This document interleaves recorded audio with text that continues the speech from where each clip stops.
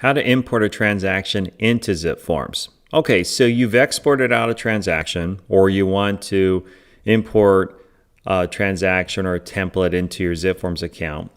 How you do this is you first launch zipforms, and then on the submenu, you'll see a button that says import. This import allows you to import in a transaction.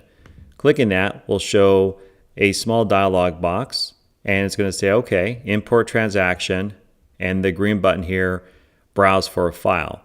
This will launch the search file on your computer. And when I click that, I'm going to go ahead and go to desktop, and I have here a transaction I exported out previously called sample 5. It's a zip file. And if I select that and choose open, you'll see it listed here below. And you can import multiple, we'll just do this one. When I click OK, it'll say you have selected one or more zip files. We'd like to add these documents to zip vault. Say yes. And now it's going to work a little bit depending upon the size of the file. It's not too big, it's only 5 megabytes.